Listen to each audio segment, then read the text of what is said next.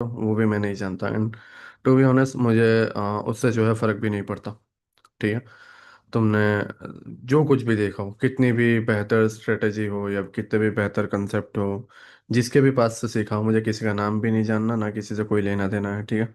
मैं अपनी चीज़ों को जो मैं खुद यूज़ करता हूँ उसको तुम्हारे सामने रखूँगा। एंड मैं तुम्हारे सामने गलत क्वेश्चंस भी रखूँगा एंड सही क्वेश्चंस भी रखूँगा। एंड उसके बाद जो है तुम्हें बिलीव करना है कि क्या ये मेरे लिए सही है या नहीं सही है। ठीक है। एंड तुम्हें इसके अंदर आंसर खुद ब खुद मिल जाएंगे।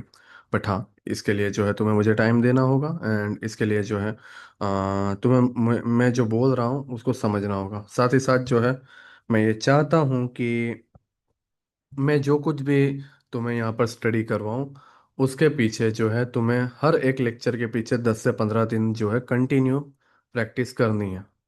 अगर तुम ये सोचते हो कि मैं जस्ट एक लेक्चर देखूंगा, दूसरा लेक्चर देखूंगा, तीसरा लेक्चर देखूंगा एंड नेटफ्लिक्स की तरह या कोई भी वेब सीरीज की तरह या मूवी की तरह मैं बस पार्ट्स को जो है स्किप करते जाऊंगा, देखते जाऊंगा एंटरटेनमेंट के लिए, और मैं सीख जाऊंगा, तो ऐसा नहीं है।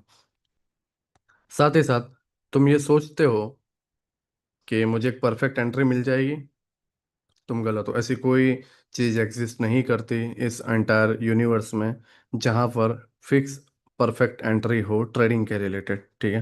लेकिन उसके लिए सॉल्यूशन क्या है वो भी मैं तुम्हें दूंगा। एंड वो सॉल्यूशन तुम्हें कई हद तक जो है तुम्हें जो है वो सही लगेगा। ठीक है। लेकिन वो बात की बात है। अभी जो है हम फिलहाल फ्रैक्टल नेचर को स्टार्ट करेंगे। लेक्चर नंबर फर्स्ट हमारा है। ओके। ये बेसिकली लाइव क्लास नहीं है, बट मैं जो है ट्राई कर रहा हूँ कि हम इसी को जो है लाइव क्लासेस में ही जो कि हम स्टार्ट करें नाउ। एवरी मंडे जो है मैंने ये सोचा है कि लाइव क्लासेस हम लें नाइट को 9 बजे से लेके 11, 10:30, 11 बजे के आसपास। डिपेंड करता है लेक्चर कितना बड़ा है या लेक्चर की लेंथ क्या है। साथ ही साथ मंथ में देखें तो 4 मंडे आते हैं। ठीक है। तो एक मंथ में 4 क्लासेस के आसपास होते हैं। बट मेरा गोल ये है कि मैं 1 दिसंबर तक जो है 10 के 10 लेक्चर कंप्लीट कर दूं, वो चाहे रिकॉर्डिंग में ही मुझे देना क्यों ना पड़े। मैं इसको जो है कंप्लीट कर दूंगा। अभी आज का जो लेक्चर है वो स्टार्ट हो जैसे ही अब कंप्लीट होगा, 10:30 को कंप्लीट हो जाएगा मान लो, तो आपको 11 बजे तक जो है रिकॉर्डिंग मिल जाएगी। ओके। एंड नेक्स्ट मंडे से पहले पहले आपको सेकंड एंड थर्ड लेक्चर की भी जो है रिकॉर्डिंग मिल जाएगी। तो मैं थोड़ा स्पीड में जाना चाहता हूँ क्योंकि मेरे पास टाइम कम है। एंड जितने भी करंटली अभी जो भी बैच चल रहे हैं सारे के सारे जो है मुझे 1 दिसंबर तक जो है कंप्लीट करने। ओके। तो आई होप आप मेरी बात को समझ रहे हो। नाउ उसके बाद मेरा कोई प्लान नहीं है, ना कोर्स, ना कोई मेंटरशिप, ना कोई यूट्यूब, ना कोई इंस्टाग्राम। ठीक है। तो वो मेरा फ्री टाइम रहेगा, उसके बाद वो मेरी फैमिली का टाइम रहेगा। तो ये गोल है। तो इसको ध्यान में रखना। 1 दिसंबर तक जो है मैं आपको सारे रिकॉर्डिंग लेक्चर दे दूंगा। हाँ, इस बीच अगर तुम्हें प्रॉब्लम आती है कि जैसे अभी दिसंबर पूरा मंथ है, जनवरी पूरा मंथ है, और आई थिंक फेब के मिड या फेब के एंड में आपकी कोर्स की एक्सपायरी होगी। तो अगर आपको लगता है कि 3 मंथ मेरे लिए इनफ नहीं थे, या मैं 10 रिकॉर्डिंग लेक्चर जो है देख तो पाया लेकिन इतना जल्दी समझ नहीं पाया और मुझे और टाइम चाहिए, तो डिस्कॉर्ड में जस्ट एक बार बोल देना। मेरी टीम जो है आपको वो एक्सेस 3 मंथ से लेके 1 ईयर का कर देगी। ओके। तो आप 1 ईयर तक जो है वो वीडियो को देख पाओगे। अगर आप नहीं भी बोलोगे तो मैं टीम को कर दूंगा, क्योंकि आप बोलने वाले हो ये मैं जानता हूँ। ओके। तो एक्सेस को लेकर टेंशन मत लेना, वो हमेशा वहाँ पर रहेगा। दिसंबर के बाद एप्लीकेशन नहीं रिमूव होगा। रीज़न ये है कि आप से पहले जो भी लोग हैं उनका 2 ईयर 1 ईयर का एक्सेस है। तो जब तक उनकी वैलिडिटी कंप्लीट नहीं हो जाती तब तक मैं एप्लीकेशन प्ले स्टोर से या ऐप स्टोर से जो है रिमूव नहीं कर सकता। ओके। तो जस्ट वो वहाँ पर पड़ा रहेगा ना, मैं अवेलेबल नहीं रहूँगा, ये मैंने तुम्हें स्टार्टिंग में बता दिया। ओके। अभी फिलहाल जो है गोल्ड 4080 के आसपास चल रहा है, 8081 के आसपास चल रहा है। इसको अभी फिलहाल जो है आप स्किप कर दो। ओके।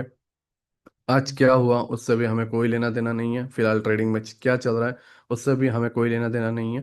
और मैं तुम्हें सजेशन दूंगा कि मैं नहीं चाहता कि तुम में से कोई भी 1 दिसंबर तक जो है ट्रेडिंग करें। ओके। अगर देखो, तुम मेरे पास ना सिग्नल के लिए नहीं आए हो, तुम मेरे पास टिप्स के लिए भी नहीं आए हो, तुम मेरे पास कोई भी फालतू चीज़ों के लिए नहीं आए हो, तुम आए हो सीखने के लिए। ये एक्सपेक्टेशन की वजह से कि मैं काफ़ी जगहों पे जो है फंस चुका हूँ, अब मुझे खुद से सीखना है और खुद से करना। तो अगर करना है तो तुम्हें मेरे अकॉर्डिंग जो है चलना पड़ेगा।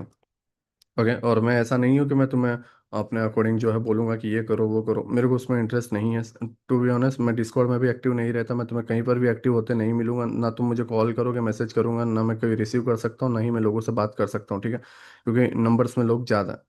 मेरा काम है मैं अपनी चीज़ों को जो है ईमानदारी के साथ और सही तरीके से जो है तुम्हारे सामने रख दूं, एंड तुम्हें मैं वो डिसीजन लेने दूं कि क्या सही है क्या गलत है, लेकिन उसके लिए तुम्हें 1 दिसंबर तक जो है ब्रेक लेना। ओके। नाउ, पहले फ्रैक्टल को हम समझ लेते हैं, उसके बाद जो है हम ये सारी चीज़ों को समझेंगे।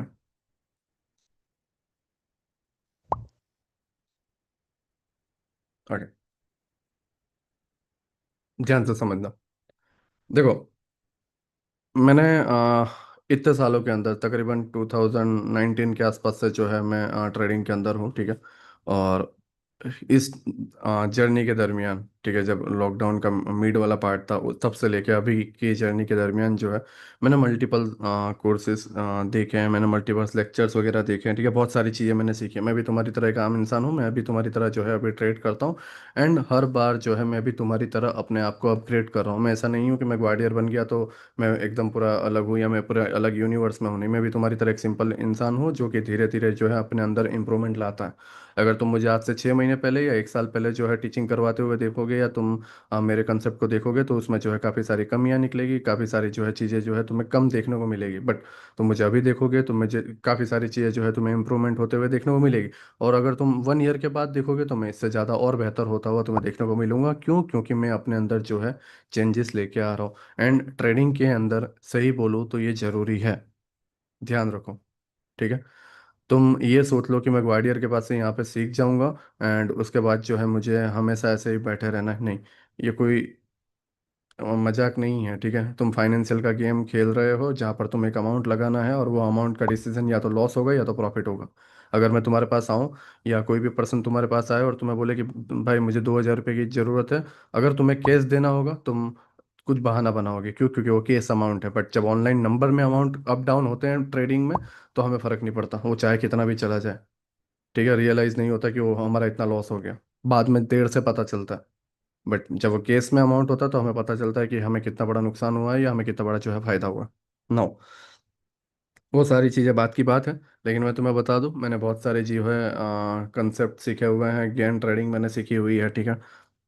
वॉल्यूम प्रोफाइल मैंने सीखी हुई है, फॉरेन के काफ़ी काफ़ी सारे कोर्सेज वगैरह मैंने सीखे हुए हैं, Mentfx, photon, SMC, ICT, trap trading से लेके सारे इंडिकेटर से लेके कैंडल स्टिक पैटर्न से लेके जो भी इस वर्ल्ड में एग्जिस्ट करता है, जो पॉपुलर कंसेप्ट हैं, या जो robin cup every year trading world championship में जीतते हैं, वो किस ट्रेडिंग मेथड से जो है ट्रेडिंग करते हैं, वो सारी चीज़ें भी जो है मैंने सीखी हुई है।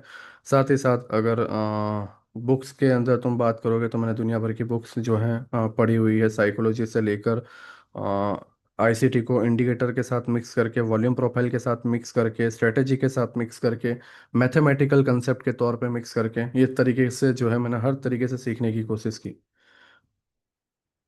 सब में से सब खराब नहीं थे, सब में से सब परफेक्ट भी नहीं थे, उनमें से मैंने वो सिलेक्ट किया जो मुझे बेहतर लगा। ओके। और कोई मेंटर खराब नहीं था, मैं किसी को भी गलत नहीं बोल सकता, अगर मैं गलत बोलूंगा तो शायद मैं खुद को बोलूंगा ना। ये सारी चीज़ें सीखने के बाद मैंने ये नोटिस किया, मैं जस्ट स्टार्टिंग की ये तलाश में था कि मुझे कुछ ऐसा बेहतर मिल जाए। शायद जो 6 या 7 साल हो चुके हैं ट्रेडिंग में, जो मेरी बात को पकड़ पा रहे हैं वो समझ पाएंगे। जो आजकल के आए हुए लोग हैं जिन्हें 6 महीना हुआ है, 8 महीना हुआ है, वो नहीं समझ पाएंगे। क्यों? क्योंकि उन्होंने दुनिया नहीं देखी है, उन्होंने सारे मेंटरशिप सारे लोगों को नहीं देखा है, तो उनके मन में एक वहम है, एक इल्यूजन है कि वहां पर कोई ना कोई सॉल्यूशन है, कोई होप है, लेकिन रियलिटी में कोई होप या कोई सॉल्यूशन एग्जिस्ट नहीं करता।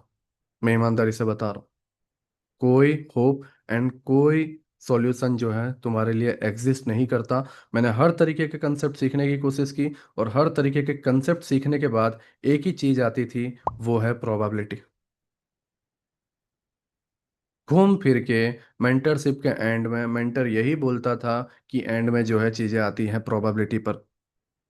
तो बात अगर प्रोबेबिलिटी पर ही आ रही है तो इससे बेहतर तो मैं ही कर दूंगा। और अगर तुम इसको रियलाइज करो, तो जब तुम स्टार्टिंग में कुछ जानते भी नहीं थे ट्रेडिंग के बारे में, लेकिन तुम्हें लगा कि मैं पैसे डालूं और स्टार्ट कर दूं, स्टार्टिंग में तुमसे पैसे बने होंगे, बस हैवी लॉट साइज और ये बेसिक नॉलेज की वजह से तुम फेल हो गए। बाकी ये पता होता और सिर्फ कुछ सीखे नहीं होते तो तुम और बेहतर ट्रेडिंग कर पाते। क्यों? क्योंकि वहां पर तुम इन सारी चीजों में फंसे नहीं। अब होगा क्या यहाँ पर, सुनो। मेरे पास तुम इतने सारे लोग हो, तुम्हारे माइंड में क्या चल रहा है मैं नहीं जानता, सीधी सी बात है। तुम कहाँ पर हो मैं नहीं जानता, तुम किन प्रॉब्लम के साथ डील कर रहे हो मैं नहीं जानता, या तुम प्रॉब्लम में नहीं, जस्ट फन के लिए यहाँ पर आए हुए हो, वो भी मैं नहीं जानता। ओके। तो मैं तुम लोगों की सिचुएशन को नहीं जानता हूँ ना, मैंने तुम्हें पर्सनली देखा है, ना मैं तुमसे पर्सनली मिला हूँ। ओके। बट मैं इतना जानता हूँ कि यहाँ पर अलग अलग कैटेगरी के लोग हैं। एक ऐसे जो नए नए आए हुए हैं, जिन्होंने ग्वालियर का नाम सुना है वो डायरेक्ट आ गए। जिन्होंने जो है हर जगह से थक गए कि भाई ये मेंटरशिप मैंने ले ली, वो मेंटरशिप मैंने ले ली, वो कैटेगरी के लोग आए। और थर्ड, ऐसे जो अपने आईसीटी एसएमसी के अंदर जो है खुद को अपग्रेड करना चाह रहे हैं। तो सारे अलग अलग टाइम फ्रेम के लोग हैं, सारे अलग अलग टाइम के जो लोग हैं आए हुए हैं। नाउ मेरी जो मेन बात है वो ये है कि तुम कुछ भी सीख लो, ठीक है। तुम गेन ट्रेडिंग सीख लो, ठीक है। तुम मलेशियन एसएनआर सीख लो, तुम सीआरटी कंसेप्ट सीख लो, तुम एसएमसी सीख लो, तुम आईसीटी सीख लो, तुम ट्रैप ट्रेडिंग सीख लो, वॉल्यूम प्रोफाइल तुम सीख लो, ठीक है। तुम इस वर्ल्ड में एग्जिस्ट करते कोई भी कंसेप्ट सीख लो, एंड में प्रोबेबिलिटी पे बात आती है, और प्रोबेबिलिटी रहती है 70-60 की। ओके। अगर तुम उसमें टाइम फ्रेम बढ़ा दोगे तो 80 हो जाएगी कभी कभी। क्यों? क्योंकि तुम हायर टाइम फ्रेम पे कर रहे हो, तो कोई भी कंसेप्ट हायर टाइम फ्रेम पे करोगे वो स्ट्रांग ही वर्क करेगा। तो टाइम फ्रेम अपग्रेड कर देना, जिससे प्रोबेबिलिटी बढ़ जाए, लेकिन ट्रेड नंबर्स जो है कम हो जाते हैं। और वो भी उसके अंदर तुमने अनजाने में फ्रैक्टल का यूज कर लिया, जिसके वजह से हुआ क्या कि तुम्हें लगा कि वो प्रोबेबिलिटी बढ़ गई। नहीं, तुमने फ्रैक्टल के सिर्फ एक एक एक एक एक कण का जो है, एक एक पॉइंट का जो है तुमने यूज कर लिया, जिससे तुम्हें रिजल्ट के अंदर इंप्रूवमेंट देखने को मिला। अब इतने नंबर्स में जो है मेंटर्स हैं, थाउजेंड्स में जो है ट्रेडिंग के अंदर मेंटर्स हैं, और थाउजेंड से ज़्यादा जो है कंसेप्ट्स हैं, काफ़ी सारे कोर्स हैं, ठीक है। तो प्रॉब्लम कहाँ पर है? देखो, आधे से ज़्यादा लोग यही सिखाते हैं वॉल्यूम क्या होता है, मार्केट क्या होता है, मार्केट के अंदर ये कैंडल्स क्या होती है, स्ट्रक्चर, जो बेसिक कोर्स होता है, जो दिखाते हैं कि ट्रेडिंग के अंदर लैंग्वेज क्या है। कोर ट्रेडिंग नहीं सिखाते हैं। ओके। और जो कोर ट्रेडिंग सिखाते हैं उनकी अपनी एक स्ट्रेटेजी होती है। स्ट्रेटजी तुमने कभी नहीं सीखा होगा, या तुमने कभी नहीं देखा होगा कि पूरा एक कोर कंसेप्ट है। नहीं, कोर कंसेप्ट कोई नहीं सिखाता। सिखाते हैं लोग तो जस्ट स्ट्रेटजी। और अगर 15 मिनट या 20 मिनट या 1 घंटे की अगर स्ट्रेटेजी सीख के ही सॉल्यूशन मिलता, तो मुझे भी खुशी होती कि मैं तुम्हारा टाइम बर्बाद ना करूं, और यहाँ पर 15 मिनट की एक स्ट्रेटेजी दूं और मैं यहाँ से निकल जाऊं। मैं भी खुश, तुम भी खुश, और तुम मेरे ही गुणगान गाओगे, तुम मेरे ही गाने गाओगे। क्यों? क्योंकि इस बंदे ने मेरी लाइफ बदल दी। तो कौन नहीं चाहता कि बाद में जो है तुम मेरी तारीफ ना करो? हर इंसान चाहता है। ओके। बट मैं होप नहीं बांटता, मैं सीधी सी बात बोलूं। मैं ऐसी कोई रील नहीं बनाता कि देखो मेरे पास जो है ये कार है, या मेरे पास वो है, देखो मैं ऐसी लग्जरी लाइफ जी रहा हूँ। ये मुझे आदत नहीं है, मैं इंट्रोवर्ट पर्सन हूँ। तो मुझे होप बांटना नहीं आता। बट जो फैक्ट है मुझे वो रखना आता है, और वो मैं तुम्हारे सामने रखूंगा। नाउ अब ये सारे मेंटर्स हैं, या ये जो सारे कंसेप्ट हैं, ये क्यों फेल होते हैं? और ऐसा नहीं है कि इसमें मैं नहीं आता, मैं भी आता हूँ। मैं भी पिछले कई सालों में जो है, मैंने कई थाउजेंड्स में, 10,000 से ज़्यादा जो है स्टूडेंट्स को, आई थिंक 20,000 हो चुके होंगे, उनसे ज़्यादा स्टूडेंट्स को मैंने सिखाया है। लेकिन अगर मैं देखूँ कि उनमें से सक्सेस रेशियो कहाँ पर है, या सक्सेस में जो स्टूडेंट है वो कहाँ पर है, तो मुझे 100 या 200 भी ध्यान में नहीं आते। मतलब 20,000 में से 10% तो छोड़ो, 2% भी जो है मुझे नज़र में नहीं आते कि वो अब यहाँ पर कहाँ पर है। इसका एक मेन वजह हो सकती है कि मेरा कनेक्शन में ना रहना, क्योंकि मैं शुरुआत से ही जो है कभी किसी के कनेक्शन में नहीं रहा, या किसी के बॉन्डिंग में नहीं रहा। दूसरा, अ, लोग अलग अलग तरीके के आते हैं। कुछ ऐसे जो जल्दी से एक्सेप्ट कर लेते, कुछ ऐसे जो ज़्यादा पढ़े लिखे नहीं हैं तो उनके लिए टफ हो जाता है आधे से छोड़ देना। तो कुछ ऐसी जगह है जहाँ पर मेरी गलती नहीं है, और कुछ ऐसी जगह है जहाँ पर मेरी गलती है, क्योंकि वो टाइम पे मैं उतना ही जानता था और मैं उतना ही बेहतर था, उससे बेहतर नहीं था। ओके। तो मेरे पास जो था देने को वो मैंने दिया।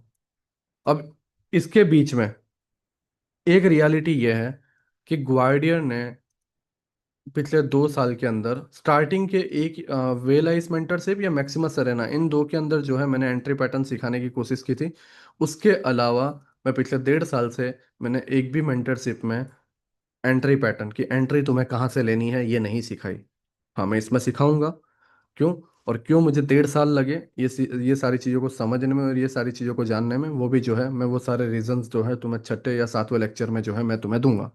नाउ, पता है मैं जब आईसीटी एसएमसी यूट्यूब पे जब मैंने लर्निंग करवाना स्टार्ट किया था, तो सेकंड लेक्चर था मेरा फ्रैक्टल को लेकर। उसके पहले अगर तुम इंटरनेट पे सर्च करोगे कि व्हाट इज़ फ्रैक्टल, उस पर कोई वीडियो नहीं आएगा। वो मेरा जो सेकंड लेक्चर है उसकी डेट देखना, और उसके पहले की डेट में कोई लेक्चर कभी आएगा ही नहीं, यूट्यूब पर एग्जिस्ट ही नहीं करता। ओके। तो मैं फर्स्ट पर्सन था जिन्होंने जो है फ्रैक्टल यूट्यूब पर लर्न करवाया था। हाँ, ये मैं एक्सेप्ट करता हूँ कि वो टाइम पे जो है मैं टीचिंग में थोड़ा वीक था, तो मैंने सही तरीके से सिखाने की कोशिश नहीं की। सिखाने की कोशिश मीन्स मैंने सिखाने की कोशिश की बट मैं सिखा नहीं पाया। ओके। तो वो जस्ट 30 मिनट का ही रह गया, बट हकीकत में देखा जाए तो पूरी मेंटरशिप उसी पर है। और उसको सीखते सीखते मुझे भी 2 साल लग गए तब से अभी तक। अब लोग फेल क्यों हो रहे हैं? फेल हो रहे हैं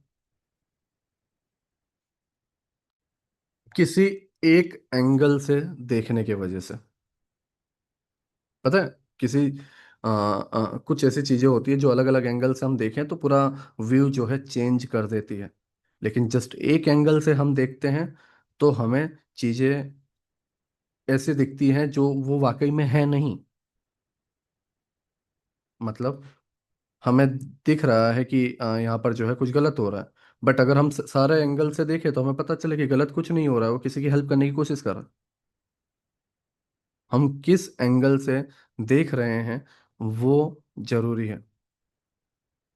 अब रियलिटी ये है नेचर की हमारे आसपास का जो नेचर है उसकी रियलिटी ये है कि ये पॉसिबल ही नहीं है कि तुम सिर्फ एक एंगल से चीज़ों को देखो, या वो तुम्हारे रिश्ते की बात हो या तुम्हारे किसी भी चीज़ की बात हो।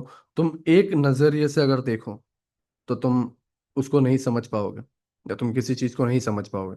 बट तुम अगर हर एंगल से देखोगे तो तुम एक्चुअल में समझ पाओगे कि बात क्या है। अब प्रॉब्लम ये आ रही है कि जो भी पर्सन है, जो भी सिखाया जा रहा है, एक टाइम फ्रेम पे सिखाया जा रहा है। एक टाइम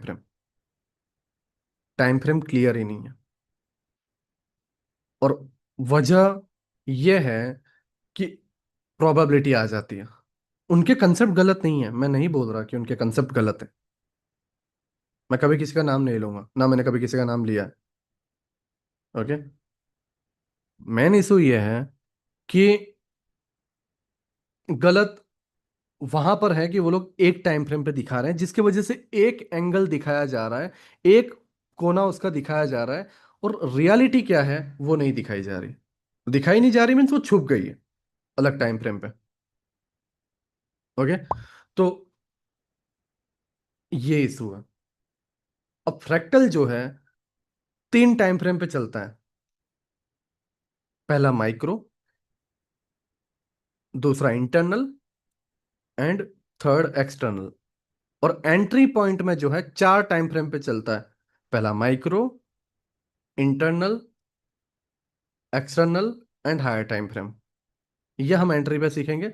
लेकिन यहां पर चीजों को समझो। मैं तुम्हें इसके अंदर कंप्रेस पॉइंट सिखाऊंगा, सारी चीजें सिखाऊंगा, लेकिन आ, एक एग्जांपल के तौर पे मैं तुम्हें बता देता हूँ। रबर बैंड, पता है रबर बैंड? हम रबर बैंड को जितना ज्यादा खींचेंगे, ओके, जितना ज्यादा हम रबर बैंड को खींचेंगे उतने जोर से जो है उसके अंदर से पावर रिलीज होगी। ये रियलिटी है। बट उसकी एक हद होती है, उससे ज़्यादा उसको नहीं खींचा जा सकता। उसके ज़्यादा जो है अगर हम उसको खींचने की कोशिश करेंगे तो वो टूट जाएगा। तो पॉइंट कहाँ तक खींचना है वो, एंड कहाँ पर रिलीज होगा वो, और ये सारी चीज़ें 3 टाइम फ्रेम को लेकर होती है। ये सारी चीज़ें मैं तुम्हें बताऊंगा जो कि एंट्री पैटर्न में जरूरी है। बट फिलहाल तुम्हें ये समझना है कि हम जो कुछ भी आज से बिल्ड करेंगे या जो कुछ भी हम आज से स्टार्ट करेंगे, वो micro, internal and external, in 3 time frame पर होगा। और अगर इन 3 टाइम फ्रेम के बाहर या इन 3 टाइम फ्रेम में से कोई भी एक पॉइंट तुम मिस करते हो, तो तुम मेरे वो 19,800 स्टूडेंट में आ जाओगे जो नहीं जानते, और वो आज भी कहीं ना कहीं भटक रहे होंगे। मैं भी वो 19,000 में से, लोग अच्छी जगह पर होंगे बट मैं नहीं जानता। ठीक है, हाँ मैं ये जानता हूँ कि काफ़ी लोग यूट्यूबर बन चुके हैं, काफ़ी लोग जो है अभी बड़ी जगह पे जा चुके हैं, 50,000 60,000 सब्सक्राइबर्स के ऊपर जा चुके हैं। मैं प्राइवेसी की वजह से उनका नाम नहीं ले सकता, बट उनकी पेमेंट रिसिप्ट से लेके सब कुछ मेरे पास पड़ी हुई है। ठीक है, एंड मैं उनकी रिस्पेक्ट करता हूँ। क्यों? क्योंकि वो उन्होंने अचीव किया और वो आगे बढ़े हैं। और सेम मैं ये चाहता हूँ कि अगर तुम एक अमाउंट बनाते हो तो तुम्हारा भी हक बनता है कि तुम जो है ये सारी चीज़ें करो, तुम लोगों को जाके जो है सिखाओ, क्योंकि ये इंडस्ट्री में सही लोगों की अभी नीड है जो कि अभी फिलहाल है नहीं।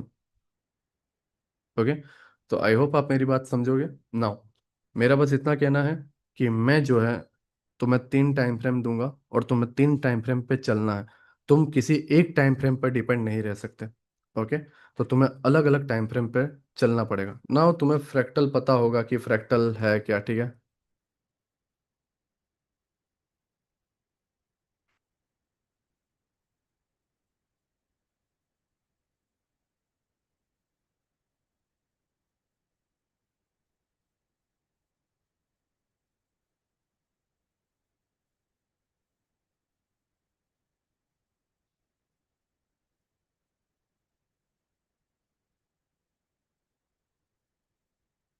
ट्रायंगल देख पा रहे हो? ये ट्रायंगल, ये बड़ा ट्रायंगल है। अब इसके बाद ये बड़ा ट्रायंगल बन जाएगा, फिर ये बड़ा ट्रायंगल बन जाएगा, फिर धीरे धीरे ये ट्रायंगल बन जाएगा। तो एक टाइम के बाद दूसरा टाइम फ्रेम जरूरी बन जाता है। ये फ्रैक्टल नेचर है। तुम एक पे ही पड़े रहोगे तो एक के जाने का टाइम हो जाता है और दूसरा आता है, और दूसरे पे अगर तुम गियर शिफ्ट नहीं करोगे, दूसरे टाइम फ्रेम पे तुम खुद को शिफ्ट नहीं करोगे, तो तुम्हारे एसएल पे एसएल लगना स्टार्ट हो जाएंगे और तुम्हारा पूरा व्यू गलत हो जाएगा। ओके, मतलब जो लोअर टाइम फ्रेम पर है वो धीरे धीरे धीरे धीरे बड़ा होके बड़े टाइम फ्रेम पर हो जाता है। ये नॉर्मल कंसेप्ट है कि फ्रैक्टल जो है, जो लोअर टाइम फ्रेम पर है वही हायर टाइम फ्रेम पर है, और जो हायर टाइम फ्रेम पर है वही लोअर टाइम फ्रेम पर है। अभी तुम्हारा ध्यान है 15 मिनट पे, 15 मिनट बड़ा होते जा रहा है, लेकिन सडनली पीछे से 1 मिनट आ रहा है जो धीरे धीरे बढ़ता जा रहा है, बढ़ता जा रहा है, और तुम्हें अंदाजा भी नहीं है, और तुम शिफ्ट नहीं हो पाते। और उसके वजह से होता क्या है कि तुम गलत टाइम फ्रेम पे फंस जाते हो, और इसी की वजह से तुम गलत ऑर्डर ब्लॉक और गलत एफवीजी मार्क कर लेते हो। मुझे एक बात बताओ, ये प्राइस यहां से यहां तक डेली टाइम फ्रेम पर आया क्यों? क्योंकि डेली का ऑर्डर ब्लॉक टैप करना था। तो डेली के ऑर्डर ब्लॉक टैप करने के लिए इसको यहां से यहां आना पड़ा। ये ऐसा तो नहीं है ना कि पीछे से ऐसे घूम के आया? और ऐसे घूमने की वजह, ओ यहाँ पे 1 आवर के पीओवाई हैं, 30 मिनट के पीओवाई हैं, 15 मिनट के ऑर्डर ब्लॉक हैं, और ट्रेडर्स के सेंटिमेंट जो है हर्ट्स होंगे, उनको उनको तकलीफ होगी, उनको दुख होगा। तो एक काम करता हूँ, उनको दुख ना हो उसके वजह से मैं पीछे से टच करके फिर वापस छुपके से आ जाता हूँ, और फिर इधर 1 आवर के पीओवाई से रिस्पेक्ट देके भाग जाता हूँ। ये कोई तरीका नहीं होता। ठीक है, और अब इन्होंने इधर से नीचे की तरफ मुंह दिया और डेली टाइम फ्रेम के पीओआई को टैप किया और 1 आवर के पीओआई को तोड़ दिया। ठीक है, तो अब लोग रोने लग गए कि यहाँ पर 1 आवर का पीओआई अच्छा वर्क कर रहा था, यहाँ पे अच्छा वर्क कर रहा था, यहाँ पे अच्छा वर्क कर रहा था, यहाँ पे अच्छा वर्क कर रहा था, नीचे आया तो ये क्यों टूट गया? तो भाई प्राइस हमेशा 1 आवर पे ही नहीं चलता रहेगा, उसको दूसरे टाइम फ्रेम के पीओआई को भी रिस्पेक्ट देनी है। क्योंकि 60 to 70% की एक्यूरेसी हर टाइम फ्रेम पे मेंटेन करनी है, तभी तो हर यूजर इसमें फंसेंगे। यूजर को ये एहसास होना चाहिए कि देखो हर टाइम फ्रेम में चीजें वर्क कर रही हैं। अभी मैं तुम्हें बताऊं, लोग बोलते हैं डेली टाइम फ्रेम का पीओआई बहुत बेहतर है। ठीक है, तो अगर तुम देखोगे मैं तुम्हें ये साबित भी कर सकता हूँ। Daily time frame order block ऊपर गया, एफवीजी को टैप किया, ऑर्डर ब्लॉक टैप किया, गिर गया। Daily time frame order block नीचे आया और टैप किया, ये लो ऊपर भाग गया। ठीक है, अगर तुम यहाँ पर देखोगे daily time frame order block tap हुआ भाग गया। अगर तुम यहाँ पर देखोगे daily time frame order block tap हुआ भाग गया। Daily time frame order block tap हुआ भाग गया। अब थोड़ा डार्क साइड पे आते हैं। ठीक है, उससे पहले ये भी देखो, daily daily time frame POI tap हुआ भाग गया। अब डार्क साइड पे daily time frame order block टूट गया। Daily time frame order block टूट गया। Daily time frame order block टूट गया। तो जितने सक्सेस हुए हैं उतने टूट भी गए। तो उसमें क्या बड़ा हो गया या क्या यूनिक हो गया, मुझे समझ में नहीं आता। से daily time frame order block टूट गया।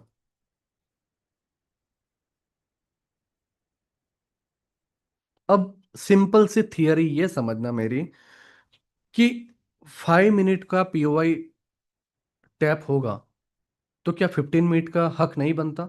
और अगर 15 मिनट के पीओआई को टैप होना है तो फिर प्राइस को मजबूरन 5 मिनट के पीओआई को तोड़ना पड़ेगा। क्यों? क्योंकि 5 मिनट के पीओआई के रास्ते पे वो आ रहा है।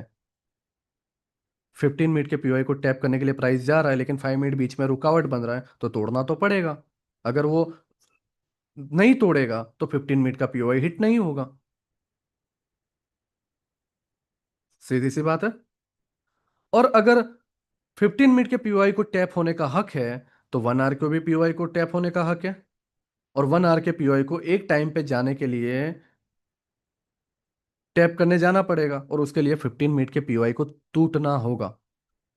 और 4 आवर के पीओआई को टैप होने का हक है तो 1 आवर के पीओआई को टूटना पड़ेगा। और डेली के पीओआई को टैप होने का हक है, जैसे कि यहाँ पे डेली का पीओआई टैप हुआ तो यहाँ पे 4 आवर का पीओआई भी टूटा होगा। और अगर वीकली के पीओआई को टैप होने का हक है तो डेली के पीओआई को टूटना पड़ेगा। ये एक चेन है, समझो इसे। इसे डोमिनो इफेक्ट बोलते हैं। एक टाइम फ्रेम को तोड़ के दूसरे टाइम फ्रेम को पुश किया जाए कि तुम जो है अब आगे बढ़ो। ओके, तो ये पूरा एक एल्गोरिदम है, इसको ध्यान से समझो। सी, ये टूटा क्यों टूटा, इस जगह पे ध्यान से देखते हैं। ये डेली टाइम फ्रेम का पीओआई क्यों टूटा? वीकली पे चलो, इस जगह पे वीकली का एफवीजी और ऑर्डर ब्लॉक है। तो वीक को क्या हक नहीं है, 1 वीक के टाइम फ्रेम को हक नहीं है कि क्या मैं मेरा मेरा पीओआई डन ना हो? हक है। ठीक है, यहां पर देखो, इस जगह पर ये डेली का जो पीओआई टूटा है, ये जो डेली का पीओआई टूटा है, क्यों टूटा? क्योंकि वीक में जाओगे तो यहां पर वीकली एफवीजी है, जिसको प्राइस ने टैप किया, फिर अप साइड निकल गया। सेम मंथली टाइम फ्रेम के लिए भी होता है। आप यहां पर देखोगे ये वीकली एफवीजी टैप करने प्राइस आया, इसके लिए इसको मजबूरन मजबूरन डेली के पीओआई को तोड़ना पड़ा। ठीक है, हमने ये समझा कि एक टाइम फ्रेम के ऊपर के पीओआई को डन करने के लिए नीचे के पीओआई को तोड़ना पड़ता है। मतलब 15 मिनट का टाइम फ्रेम है तो 5 मिनट के पीओआई को टूटना होगा, तभी 15 मिनट का पीओआई डन होगा। सही है, क्यों? क्योंकि 5 मिनट का पीओआई रास्ते में रुकावट बन रहा है। दोनों एक ही टाइम फ्रेम पर है तो कोई इशू नहीं है, लेकिन अलग अलग टाइम फ्रेम पर अलग अलग जगह पर है तो प्रॉब्लम है। ओके, तो ये हमने समझा। लेकिन इसके अंदर एक और कॉमन चीज है, जो क्या है? वो है टाइम। देखो, 5 मिनट का पीओआई बन गया। अब ये टाइम क्यों है, ध्यान से समझो। मैं थोड़ा जल्दी जाऊं उससे बेहतर है कि मैं तुम्हें क्लियर करूं। टाइम क्यों जरूरी है, ध्यान से समझो। 5 मिनट के स्ट्रक्चर को बनने के लिए 1 घंटे में कितना कैंडल बनेगी 5 मिनट की? 12 कैंडल बन जाएगी 5 मिनट की। कितनी कैंडल्स? 12 कैंडल्स 5 मिनट की बन जाएगी 1 घंटे में। ओके, और 1 घंटे की सिर्फ कितनी कैंडल बनेगी, 1 आवर के टाइम फ्रेम पे कितनी कैंडल बनेगी, ओनली वन। क्योंकि 1 घंटे की कैंडल बनने के लिए 1 आवर का टाइम लगता है। और इसमें 5 मिनट की कैंडल वन बनने के लिए 5 मिनट का टाइम लगता है। इसमें जमीन आसमान के फर्क है, इसके अंदर जमीन आसमान का गैप है। यहाँ पर एक कैंडल बनने के लिए 5 मिनट लग रही है, और यहाँ पर एक कैंडल बनने के लिए 1 आवर लग रहा है। ओके। तो दोनों के अंदर ये गैप है, ये फर्क है, 5 मिनट और 1 आवर। नाउ, तो सीधी सी बात है कि कम से कम एफईजी बनने के लिए 1 आवर में कितनी कैंडल्स होना जरूरी है, 1, 2 और 3, और 3 कैंडल के बीच में एफईजी बनेगा। अब कभी कभी बैड लक हुआ और इस कैंडल ने इस कैंडल के हाई को टच कर दिया, तो यहां पर एफईजी का गैप नहीं बचेगा। तो होगा क्या, हमें फोर्थ कैंडल का वेट करना पड़ेगा। फर्स्ट, सेकंड, थर्ड और फोर्थ ऐसा कुछ बना तो यहां पर भी गैप नहीं, और फिफ्थ कैंडल। तो 5 घंटे के बाद जाके एक एफईजी बनेगा। ओके। और 5 घंटे में यहां पर कितनी कैंडल्स बन जाएंगी, 60 कैंडल्स। अब 60 कैंडल्स में 5 से 6 पीओवाई बन जाएंगे, जिसमें से 4 या 5 टैप हो चुके होंगे। अब आखिरी एक बचा होगा टैप होने के लिए, और हमने क्या सोचा कि 5 मिनट का यहां पे पीओवाई है। अब देखो, ध्यान से सुनो, मैं क्या समझाने की कोशिश कर रहा हूं। ये 1 आवर की कैंडल, ये जो ऊपर गई है, ये 5 मिनट के एक पीओआई को टैप करके, 5 मिनट के पीओआई को टैप करके, 5 मिनट के पीओआई को टैप करके, 1, 2, 3, यहाँ पर 5 मिनट का एक पीओआई होगा, उसको टैप करके ऊपर गया। अब यहाँ पर एक लास्ट पीओआई बचा है। लेकिन अब हुआ ये कि भाई हमेशा 5 मिनट का टैप करता रहेगा, तो ये वन वन आवर में जो ये एफईजी बना है, कौन सा, ये वाला, ये कब टैप होगा।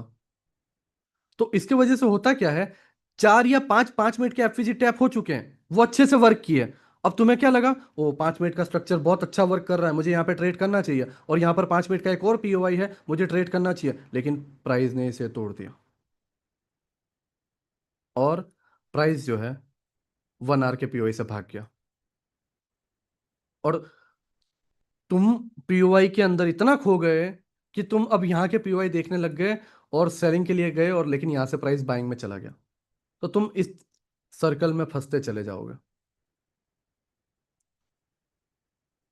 बस ये मेन पार्ट है, टाइम गैप। फ्रैक्टल और टाइम अगर तुम सीख लोगे, उसके बाद तुम्हें जरूरत नहीं है कि तुम एसएम से यूज करो, तुम्हें जरूरत नहीं है कि तुम आईसीटी यूज करो। तुम अपनी खुद की थियरी भी जो है यूज करो, मैं मना नहीं कर रहा हूं। तुम अपने खुद के बनाए हुए कंसेप्ट यूज करो। लेकिन इस वर्ल्ड में कुछ भी यूज करना है, उसके लिए तुम्हें यह सीखना पड़ेगा जो मैं सिखा रहा हूं, जिसे मैंने इतने साल दिए सही से समझने के लिए। मैंने बेसिक फ्रैक्टल ब्रायन करके कोई बंदा था, लिक्विडिटी यूनिवर्स जो सिखाता, वहां से सीखा बेसिक, उसके ऊपर ज्यादा कुछ नहीं था। ये सारी चीजें मैंने धीरे धीरे समझी हैं। तो इसके अंदर मैं डिटेल में जाऊंगा, लेकिन मुझे तुम्हारे सामने कुछ तो रखना है ना कि फ्रैक्टल है क्या, आज पहले लेक्चर में। ओके। तो ये जो है मैंने तुम्हारे सामने रखा है कि देखो फ्रैक्टल रियलिटी में है क्या। अब मैं तुम्हें लाइव चार्ट में ही दिखाता हूँ। पहले मैंने तुम्हें दिखाया कि देखो प्राइस मजबूर है, प्राइस तुमसे दुश्मनी नहीं रखता है, ठीक है। प्राइस को तुम्हारे से कोई प्रॉब्लम नहीं है, प्राइस बस मजबूर है, वो इसलिए कि ऊपर के टाइम फ्रेम का भी तो हक बनता है पीओआई डन होने का। तो उसके लिए मजबूरन उसको लोअर टाइम फ्रेम के पीओआई को तोड़ना पड़ता है। उसके पास कोई अलग से नेशनल हाईवे नहीं है कि वो पीछे से घूम के जाए और फिर वापस आ जाए, नहीं, कोई ऐसी सुख सुविधा उसके पास नहीं है। ओके। तो उसको यहीं से जाना पड़ेगा, और तुम्हारे पीओआई को टूटना पड़ेगा। अब इससे क्या बात आ जाती है कि देखो तुम कोई भी एक टाइम फ्रेम यूज करो, एंड में वो टूटेगा ही, मतलब प्रोबेबिलिटी आ गई। श्योर नहीं हो तुम, 100% श्योर नहीं है इसके अंदर, है ना, प्रोबेबिलिटी आ गई। तुम चाहे 1 आवर में जाओ, 4 आवर में जाओ। लेकिन अब क्या करें, हम सारे टाइम फ्रेम को मार्क करें, सारे टाइम फ्रेम को समझें, और हर टाइम फ्रेम के गैप को हम समझें और टाइमिंग को मैच करें, और वही पीओआई निकाले जो वो चाहता है। हम ये पहले से पहचान लें कि प्राइस 5 मिनट का डन कर चुका है, अब 15 मिनट का डन करने जाएगा। ये पहले से पहचान ले तो,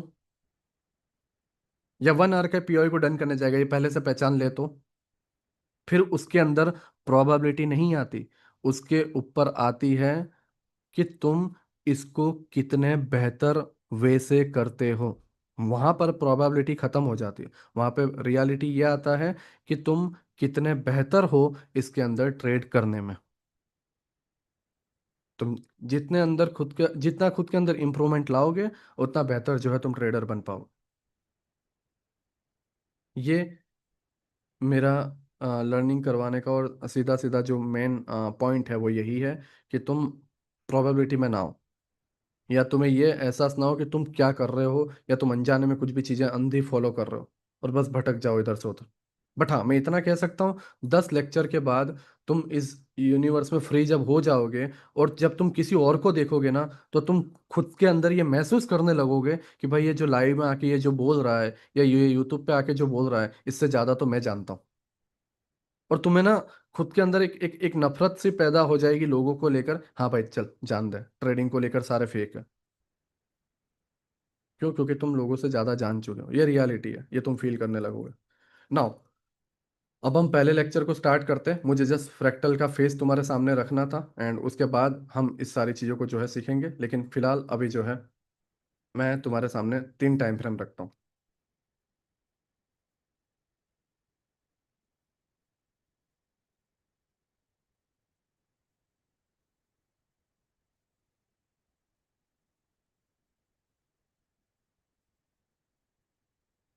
अब सबसे बेस जो है, जब अपार्टमेंट क्रिएट होता है, या जब कोई इमारत बनती है, या जब कोई बिल्डिंग या घर बनता है, तो उसके लिए जो है पहले बेस बनाया जाता है। अब मैं तुम्हारा यहाँ पर जो है बेस जो है वो स्ट्रॉन्ग करूँगा। पहले मैं तुम्हारा बेस क्रिएट करूँगा, ठीक है? पहले लेक्चर में तुम कुछ भी नहीं कर पाओगे ट्रेडिंग में, लेकिन हर चीज इसी से जुड़ी हुई है।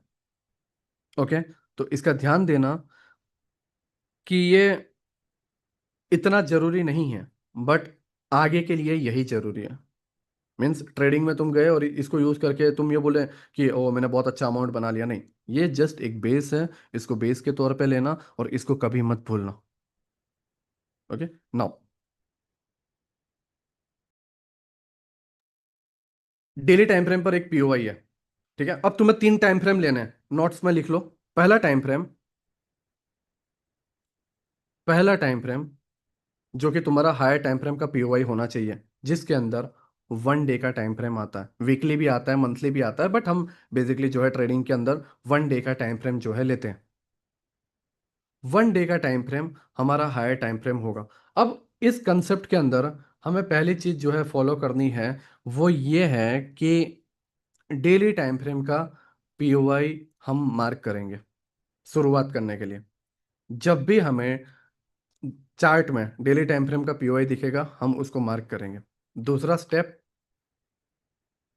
Internal time frame. हम 3 टाइम फ्रेम पे चलेंगे, पहला मिनट्स, दूसरा आवर्स, एंड तीसरा डेली।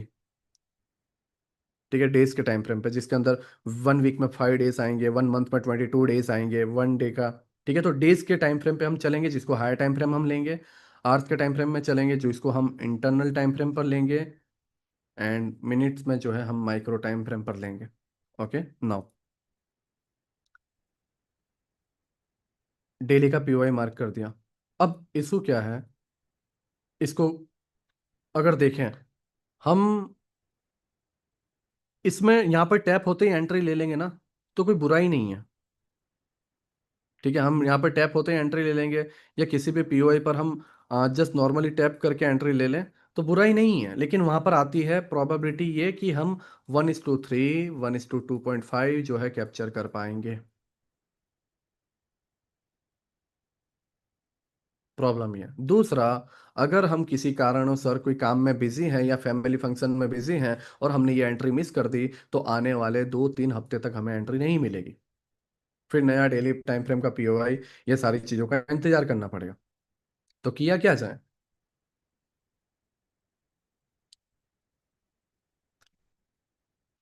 अब 1:2, 1:3 क्यों बन रहा है? क्योंकि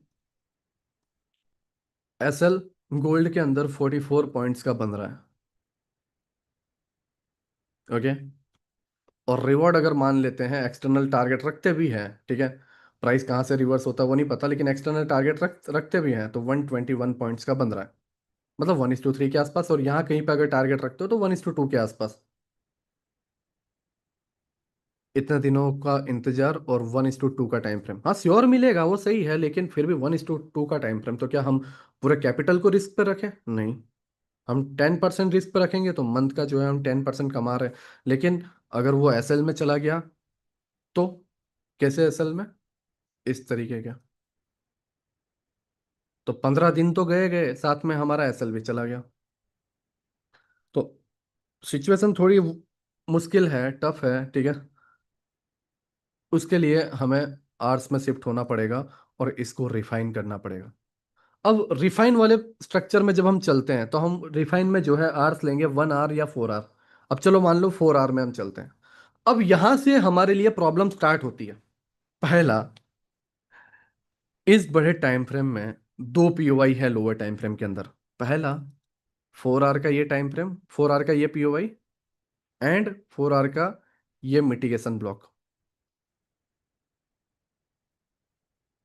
अब किसको फॉलो करूं? प्रॉब्लम ये, तुमने रिफाइन किया होगा, तुम लास्ट के पीओवाई में भी गए होंगे, बट फॉलो किसको करूं?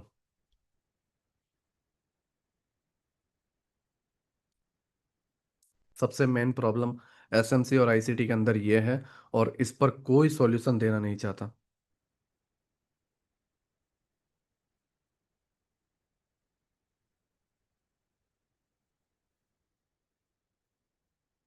ना।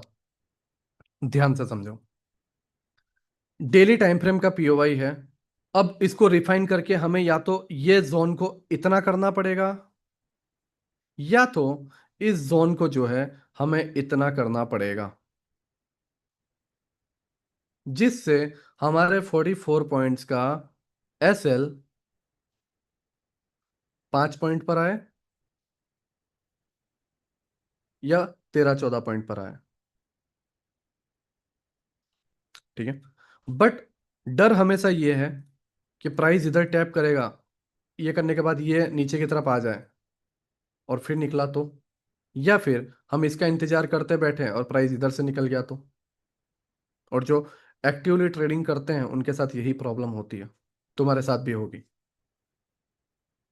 तो क्या वजह है कि प्राइस कई बार ऐसे निकलता है, और क्या वजह है प्राइस कई बार ऐसे निकलता है? देखो, स्ट्रेटजी मत ढूंढो, ट्रेडिंग के अंदर कहीं पर भी फंसो, सॉल्यूशन ढूंढो। रीजन क्या है वो ढूंढो। और रीजन तभी ढूंढ पाओगे जब तुम्हें पता होगा कि तुम क्या कर रहे हो। ब्लाइंडली किसी को फॉलो कर रहे हो, वो किस बेस पे तुम्हें ट्रेड दे रहा है या किस बेस पे वो तुम्हें बता रहा है या सिखा रहा है, वो तुम्हें ही नहीं पता, तो तुम सॉल्यूशन कहाँ ढूंढने जाओगे जब प्रॉब्लम ही नहीं पता है? ओके। तो अब यहां पर मैं तुम्हें सॉल्यूशन देता हूँ, ठीक है। पहला डेली टाइम फ्रेम था, उसके अंदर internal time frame 1 hour 4 hour का रिफाइन करने के लिए, 1 आवर में भी अगर हम चलें तो 1 आवर में यहाँ पे मिटिगेशन और ये लास्ट पीओआई, ठीक है। तो ये लास्ट पीओआई को और रिफाइन करें तो हमारा ये एसएल बनता है, जो कि 14 पॉइंट का 4 आवर में था, यहाँ पर बन गया 8-9 पॉइंट का, ठीक है। लेकिन फिर भी 5 या 9 पॉइंट का हमारा एसएल है, जो कि बड़ी बात नहीं है, उसके सामने हमें 80-90 पॉइंट मिल रहे हैं, मीन्स 1:7 1:8, कोई गलत बात नहीं है। लेकिन मुझे ये जानना है, वो ये है कि इन दोनों में से जाएगा कौन सा? क्योंकि अगर मैं प्रोबेबिलिटी पर लूं और मिस हो गया तो वो एक डर, दूसरा अगर ऊपर से लेता और नीचे से नीचे तक एसएल मैं खींचूंगा तो घूम फिर के तो वही आ गया ना कि 30-40 पॉइंट का एसएल बन रहा है, और उतनी मेरे अंदर मार्जिन बचेगा नहीं, उतना मेरे अंदर इक्विटी बचेगा ही नहीं, तो मेरा अकाउंट पूरा जीरो। ब्लो। नाउ, पता है, तुमने एक चीज नोटिस नहीं किया, वो है डेली टाइम फ्रेम के अंदर तुम्हारा एक पीओवाई होना। ये तुमने नोटिस कर लिया कि डेली टाइम फ्रेम के अंदर तुम्हारे पास एक ऑर्डर ब्लॉक है। ओके, तुमने इसे नोटिस कर लिया, बट इसके अंदर हमने एफवीजी क्यों स्किप कर दिया? ये तुम्हें समझ में आया? देखो, डेली टाइम फ्रेम या मंथली या वीकली टाइम फ्रेम में अक्सर जब स्ट्रक्चर ऐसे रेंज में होता है, जब वन साइड में भाग नहीं रहा होता, उस टाइम पर मार्केट पूरी कोशिश करता है कि ऑर्डर ब्लॉक तक आए। और आप सारे केसेस में देख लो, प्राइस ऑर्डर ब्लॉक तक आता है। तो इसलिए तुम्हें पहली चीज एफईजी पूरा स्किप कर देना है। ओके। अगर एफईजी रखते तो हमारा एसएल तो और बड़ा बन जाता, 70 पॉइंट्स का। तो हमने एफईजी स्किप कर दिया। अब हमारे पास है ऑर्डर ब्लॉक। नाउ, अब थियरी क्या है इसकी, क्या लॉजिक है, या क्या सॉल्यूशन है जिसकी वजह से हम हमारे एसएल को सॉर्ट कर सकते हैं, या हम ये डिसाइड कर सकते हैं कि हमारा पहला पीओआई जाएगा या दूसरा। नाउ ध्यान से समझना। प्राइस यहां से जब नीचे की तरफ आता है, जैसे कि ये आ रहा है, ओके, नीचे आया, ध्यान से देखो, तो ये फ्यूल कलेक्ट करके आ रहा है। फ्यूल यहाँ पे कलेक्ट किया नीचे की तरफ, सेम, फ्यूल खत्म हो गया। तो अब ये क्या करेगा, ऊपर जाएगा, पीओई टैप करेगा, फ्यूल टैप, एंड फिर नीचे की तरफ जाएगा, तभी इसके अंदर स्ट्रेंथ आ पाएगी, ये नीचे आ पाए। और वो फ्यूल है लिक्विडिटी। उन्हें तुमसे कोई पर्सनल दुश्मनी नहीं है, उन्हें मुझसे कोई पर्सनल दुश्मनी नहीं है, वो ना तुम्हें जानता है ना मुझे जानता है। उसे बस ऑर्डर्स अपने फील करने हैं। और उसे उसे का क्या मीन्स है, बिग प्लेयर्स, हेज फंड वाले लोग, बैंक्स वगैरह लोग, ये सारी चीजें। ओके।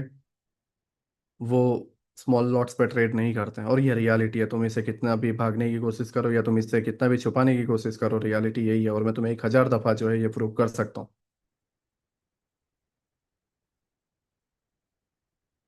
ना, प्राइस ऊपर जाएगा, फ्यूल भरा, नीचे। क्यों? क्योंकि इसके अंदर स्ट्रेंथ आई। अब ये स्ट्रेंथ, मैं तुम्हें एक सिंपल एग्जांपल देता हूँ। तुम अपने कार के अंदर 20 लीटर डीजल भरोगे, और तुम्हारी जो है माइलेज जो है 20 की आ रही है एवरेज, तो तुम 400 किलोमीटर तक जा पाओगे। तो तुम्हें 350 या 360 किलोमीटर या 380 किलोमीटर के आसपास जाके फिर से रिफ्यूलिंग करनी पड़ेगी, अगर तुम्हें ज़्यादा लंबा जाना है तो। वहां पर तुम डीजल भरवा रहे हो, यहाँ पर ये लिक्विडिटी भरी जाती है। और उसके बाद प्राइस फिर मूव करता है। जैसे यहाँ पर इसका डन हुआ, इसने रिफ्यूलिंग किया, और ये कैंडल में स्ट्रेंथ देखो इन दोनों के मुकाबले ज़्यादा आई। एक और चीज, अब प्राइस यहाँ पर आएगा, जैसे ये आया, ठीक है। अब ये जब यहाँ पर आया, तो तुम्हें ये समझना चाहिए कि प्राइस सेलिंग से बाइंग जोन तक आ चुका है, टारगेट तक आ चुका है। यहां पर आते आते प्राइस इतना वीक हो चुका है कि अब इसके अंदर स्ट्रेंथ नहीं बची। दूसरा, पहले से ही उसकी स्पीड काफी कम है, वो काफी जो है थक चुका है। और उसके सामने सडनली एक फोर्स आ जाती है, एक बाउंड्री आ जाती है ऑर्डर ब्लॉक की, और यहां से बायर्स के फोर्स स्टार्ट होते हैं, जिसके वजह से ना चाहते हुए ये होता है, एक फोर्स। अब ध्यान से ये समझना,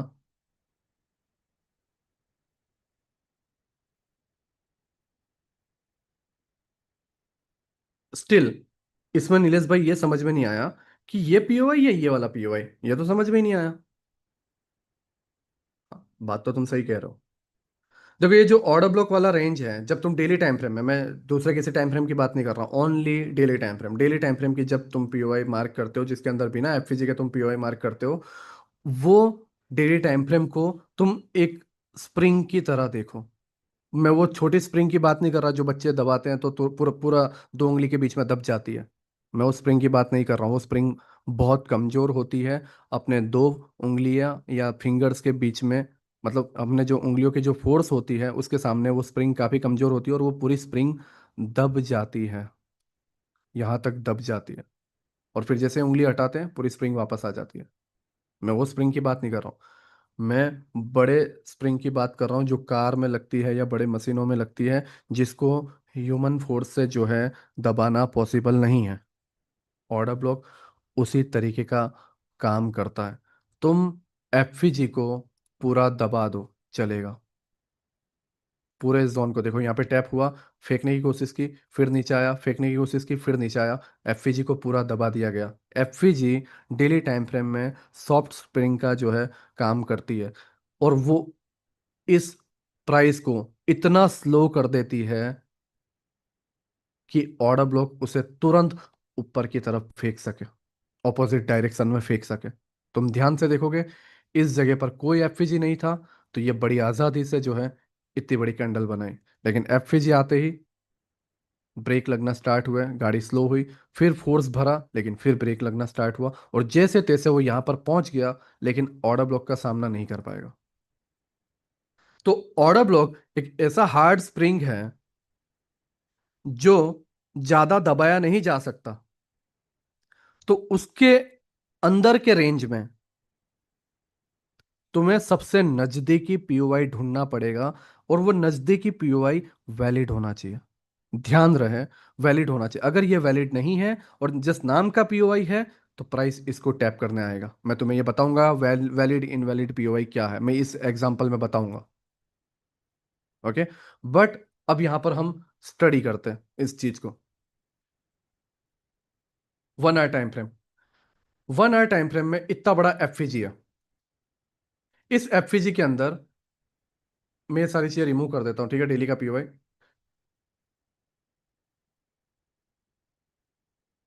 ये 1 आवर का इतना बड़ा एफईजी है। इस एफईजी के अंदर ये ओवरलैपिंग हुई, और ओवरलैपिंग किसकी हुई? मिटिगेशन ब्लॉक की। तो यहां पर एक मिटिगेशन ब्लॉक है, साथ ही साथ एफईजी के साथ ओवरलैप किया हुआ है, मतलब एक पीडीआरएस नहीं, दो पीडीआरएस। साथ ही साथ इसके अंदर ऊपर लेयर आ जाती है डेली टाइम फ्रेम के ऑर्डर ब्लॉक की, ट्रिपल पीडीआरएस। तो ये स्ट्रांग है। बट इसी के मुकाबले अगर इसको देखा जाए तो ये बस एक नॉर्मल ऑर्डर ब्लॉक है, बस एक नॉर्मल ऑर्डर ब्लॉक, जिसके ऊपर ऊपर वाले पार्ट में जो है डेली टाइम फ्रेम का पीओवाई तो है, बट ये डबल पीडीआरएस नहीं है, ये जस्ट सिंगल पीडीआरएस है, पीओवाई। ओके। तो ये उससे पहले स्ट्रांग है, और ये काफी ज्यादा स्ट्रांग है। और दूसरा, ऑर्डर ब्लॉक जो डेली टाइम फ्रेम का है, वो स्प्रिंग की तरह काम करता है। और कौन सा स्प्रिंग? हार्ड स्प्रिंग, जिसको ज्यादा दबाया नहीं जा सकता। तो अगर तुम डेली टाइम फ्रेम पर देखोगे, मैं डेली टाइम फ्रेम के अंदर पीओवाई को कलर देता हूँ, डेली टाइम फ्रेम के ऑर्डर ब्लॉक को कलर देता हूँ येलो। प्राइस इसकी बाउंड्री में एंटर हुआ, आप ध्यान से देखना, एंटर हो चुका है, ये एंट्री हुई इसकी। देखते हैं ये कितना दबा पाता है। ऑलरेडी ये स्लो हो चुका है, ऑलरेडी ये थक चुका है प्राइस ऊपर से नीचे आते हुए, और नीचे से फोर्स लगना स्टार्ट हो जाएगी।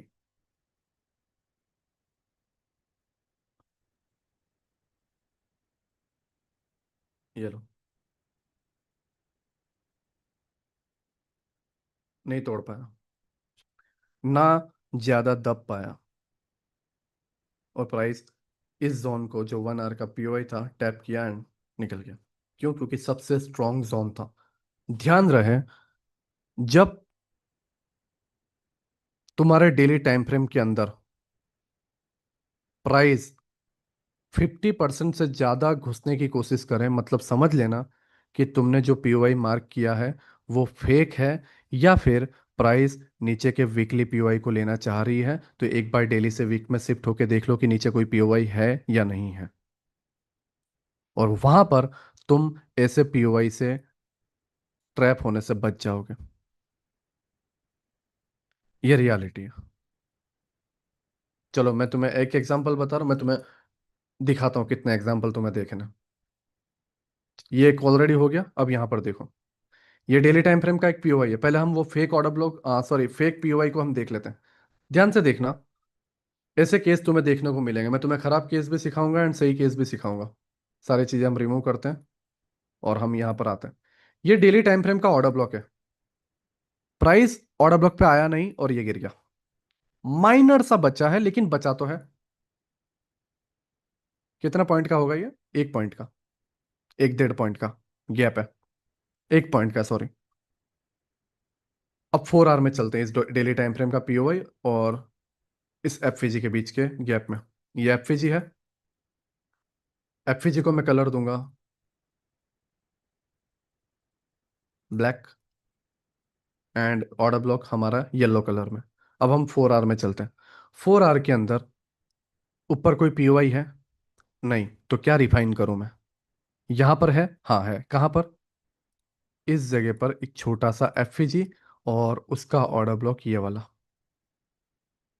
ठीक है। ओके। साथ ही साथ अगर मैं 1 आवर में जाऊं तो, क्योंकि 4 आवर में ऊपर पीओआई नहीं मिला, लेकिन मैं 1 आवर में क्या देखता हूं? 1 आवर में देखता हूं एक प्यारा सा ऑर्डर ब्लॉक। कैसे? ये ऑर्डर ब्लॉक की कैंडल, ये पहली कैंडल का लो, तीसरे कैंडल का हाई, एफईजी। एफईजी है, ऑर्डर ब्लॉक है। तो ये ऑर्डर ब्लॉक है यहां पर। और यहां पर अगर मैं देखूं तो 4 आवर का पार्ट रिफाइन करता हूं तो यहां पर एक ऑर्डर ब्लॉक। ओके। तो अब 4 आवर के एफईजी को मैंने रिफाइन कर दिया है तो वो इतना बन गया। और डेली के पीओआई को मैंने रिफाइन कर दिया है तो वो इतना बन गया। तो डेली ऑर्डर ब्लॉक की जगह पर मुझे ये ऑर्डर ब्लॉक मिला, और एफईजी के जगह पर मुझे ये ऑर्डर ब्लॉक मिला। नाउ, अब नीलेश भाई ने मुझे क्या बोला कि ट्रेड हमें ऑर्डर ब्लॉक की बाउंड्री में जब एंट्री मिले तभी करना है। तो ऑर्डर ब्लॉक तो इस पीओआई के ऊपर है। हम्म। तो फिर हमें ये पीओआई लेना चाहिए, क्योंकि नीलेश भाई ने हमें ये सिखाया था। और ये हम स्किप कर देते हैं, हम ऊपर वाले पीओआई से ट्रेड लेंगे। वो भी कैसे? ऐसे।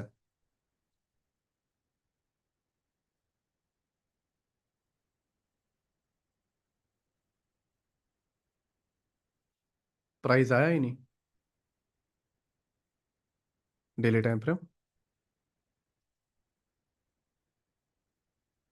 प्राइस आया ही नहीं। वजह क्या थी? पहली वजह,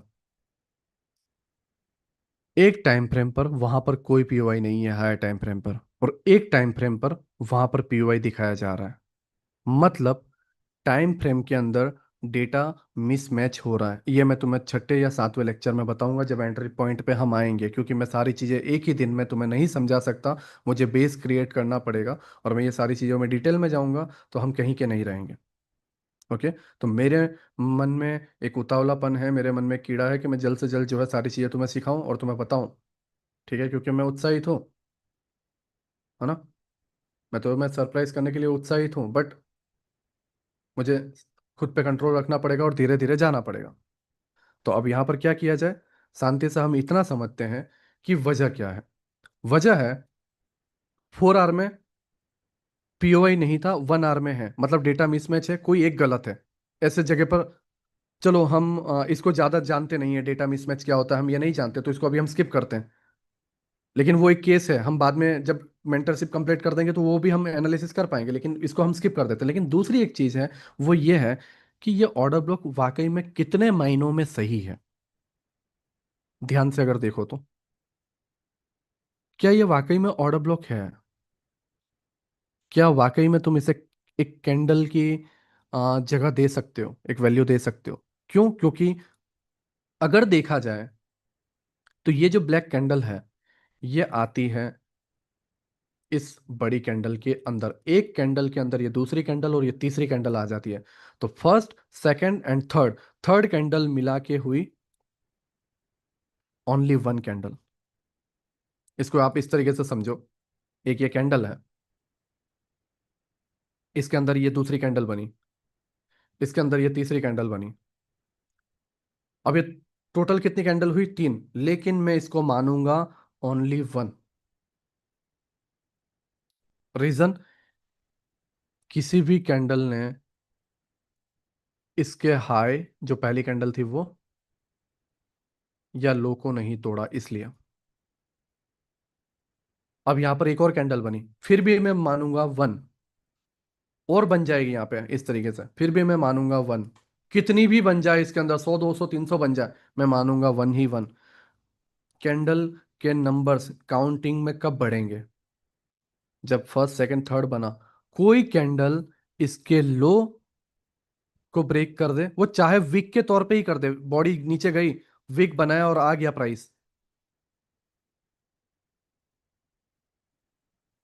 तो मैं बोलूंगा कि इस कैंडल ने इसको तोड़ दिया है, इसके लो के नीचे ये गया है। तो पहली कैंडल हुई ये, और सेकंड कैंडल हुई ये, इसको काउंट नहीं किया जाएगा। तो अब क्या होगा पता है? इस कैंडल का लो और सेकंड कैंडल का हाई, और यहां पर जो थर्ड कैंडल बनेगी वो, तो फर्स्ट एंड थर्ड कैंडल के हाई के बीच के पार्ट को बोला जाएगा एफवीजी। और अगर गैप नहीं है तो कोई एफवीजी नहीं है। अब तुम इसको एफवीजी नहीं बोल सकते, क्योंकि ये फर्स्ट सेकंड थर्ड, सेकंड और थर्ड की इसको उपाधि मिली ही नहीं है। ठीक है, सेकंड और थर्ड का इसकी वैल्यू मिली ही नहीं है। सेकंड और थर्ड तुम गलत ले चुके हो, और यही चीज अगर हम नीचे देखें ध्यान से, तो तुम समझ पाओगे कि मैं क्या कहने की कोशिश कर रहा हूँ। ये फर्स्ट कैंडल, अब अगर ध्यान से देखोगे, तो ये सेकंड वाली जो ब्लैक कैंडल है, ये अगर मैं इसको कट करूं, ये सारी चीजें हटा दूं, ठीक है, मैं जस्ट इसको ये देखूं, सेम एग्जांपल, एक कैंडल के अंदर दूसरी और तीसरी कैंडल है, तीनों मिला के कैंडल हुई ओनली वन। अब इस कैंडल ने इसका लो ब्रेक किया, तो one and two, and third candle ये, तो ये पहले का लो एंड ये तीसरे का हाई, बीच में कोई गैप नहीं, कोई एफवीजी नहीं, मतलब यहाँ पर कोई एफवीजी है ही नहीं, तो इसको स्किप कर दो, ये वीक ऑर्डर ब्लॉक है। ऐसे जब तुम डिटेल में एनालिसिस करोगे तो तुम्हें एहसास हो जाएगा कि प्राइस ने अगर नीचे के पीओई को रिस्पेक्ट नहीं दिया और प्राइस ऊपर जा रहा है, तो 110% ये ऑर्डर ब्लॉक टूट जाएगा। और तब तुम पहचानोगे कि फेक ऑर्डर ब्लॉक क्या होते हैं और सही ऑर्डर ब्लॉक क्या होता है। नाउ प्राइस को चलने दो, और जैसा हमने रिफाइन किया था, ऑर्डर ब्लॉक नंबर वन जो कि एकदम स्ट्रॉन्ग ऑर्डर ब्लॉक है, और ऑर्डर ब्लॉक नंबर टू जो कि वीक है, प्राइस अपनी सही जगह से गया।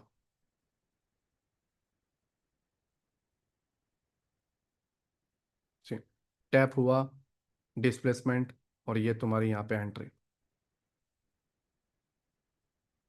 क्लियर? एंड प्राइस जो भी इधर के पीओआई तक इसको जाना हो जाएगा बाद में।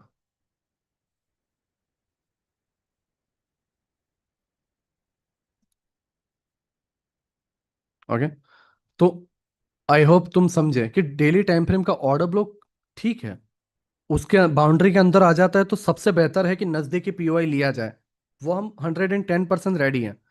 लेकिन कई बार होता यह है कि डेली टाइम फ्रेम के बाउंड्री के अंदर कोई पीओआई स्ट्रांग होता ही नहीं है, सही वैलिड पीओआई होता ही नहीं है। तो क्या किया जाए? बाहर के एफवीजी में ढूंढो, और अगर वो टूट गया तो 110% हमारा डेली टाइम फ्रेम का पीओआई टूटने वाला है। इसको हमें समझना होगा। ओके, तो आई होप तुम मेरी बात समझे। नाउ हम कुछ और एग्जाम्पल में जाते हैं, जिससे जो है तुम और बेहतर तरीके से समझ पाओ। जैसे अगर तुम देखोगे, तो ये डेली टाइम फ्रेम एक पीओआई है, ये डेली टाइम फ्रेम एक पीओआई है, ये डेली टाइम फ्रेम एक पीओआई है, और हम सारे केस को जो है स्टेप बाय स्टेप लेते हैं। डेली टाइम फ्रेम पीओआई, इसको हम 4 आवर में रिफाइन करते हैं। ठीक है, इस जगह पर रिफाइन करें तो ये तो सबसे क्लीन और सिंपल है कि भाई एक ही ऑर्डर ब्लॉक बचा है और कोई ऑर्डर ब्लॉक बचा नहीं है। तो प्राइस आएगा, इसको टैप करेगा और निकल जाएगा। ओके, नाउ ये डेली टाइम फ्रेम का यहाँ पर एक पीओआई था, इसके अंदर अगर हम 4 आवर के पीओआई को रिफाइन करें तो यहाँ पर एक 4 आवर का पीओआई है। ठीक है, 1 आवर की अगर जगह पर देखें, ये एक जोन है जो दोनों मैच करते हैं डेटा। और अगर तुम देखोगे, ये सारी चीज़ें स्मूथली चल रही है। सी, वही जोन, टैप एंड अपसाइड। 4 आवर में अगर इस जगह को देखोगे, तो वही order block, tap and upside. Okay, दोनों डेटा सही। हम थर्ड एग्जांपल पर आते हैं, जहाँ पर आते आते इसको टाइम लग जाएगा।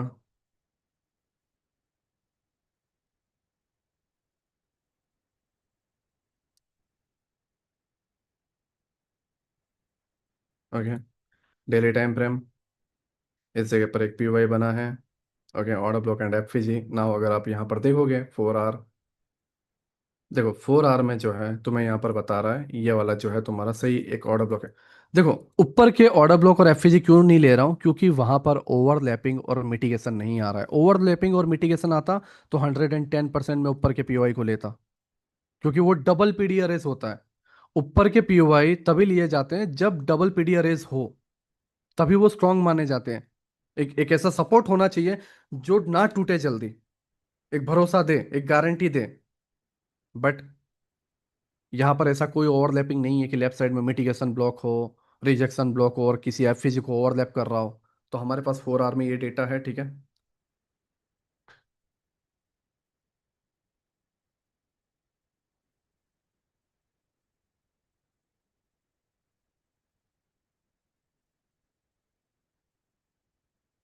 एंड ये लो, हम लोग निकल गए एग्जैक्ट वो पॉइंट। मैं इसमें तुम्हें कंप्रेस पॉइंट सिखाऊंगा, ठीक है, कि किस तरीके से रबर पॉइंट कितना ज़्यादा दबता है। साथ ही साथ मैं तुम्हें फेक एंट्री मॉड्यूल से बचाऊंगा और सही एंट्री मॉड्यूल तुम्हें दूंगा। ओके। और तुम्हें 1 आवर का पॉइंट भी मैं बताऊंगा जहाँ पर एक्चुअल में तुम्हें एंट्री लेनी चाहिए। वो सब बात की बात है, लेकिन अभी जो है हम बेस क्रिएट कर रहे हैं कि देखो, हमें ना 3 टाइम फ्रेम चाहिए। पहला डेली, उसके अंदर हमें रिफाइन करना है, और रिफाइन में हमें ये पहचानना है कि दो हमारे पास पीओआई है तो कौन सा लेना जरूरी है, पहला या दूसरा। ओके, पहला क्यों, क्योंकि यहाँ पर ओवरलैपिंग भी है और ये वैलिड पीओआई भी बन रहा है और ऑर्डर ब्लॉक की रेंज में घुस चुका है। ऑर्डर ब्लॉक की रेंज में घुस चुका है और वहां पे पीओआई भी है, लेकिन वो ऐसा पीओआई है कि पीछे कोई मिटिगेशन ब्लॉक नहीं है या ब्रेकर ब्लॉक नहीं है और एफपीजी के साथ ओवरलैप नहीं कर रहा है, तो उसको मुझे स्किप कर देना है, सीधी सी बात। उस केस में नीचे वाला पीओआई ही वर्क करेगा, ये समझना है। ठीक है, ये समझ जाओगे जब आप, तो तुम्हारे मन में से वो पहला पीओआई दूसरे पीओआई का डर निकल जाएगा और तुम वैलिड पीओआई निकल पाओगे। और अगर वो पीओआई से रिस्पेक्ट ना दे, एक बार डेली से वीकली में शिफ्ट हो जाना, समझ में आ जाएगा कि नीचे कुछ गड़बड़ है। वीकली का डन करना चाहता है, एक टाइम पे वीकली का पीओआई भी डन होता है, उसको भी हक है डन होने का। ओके।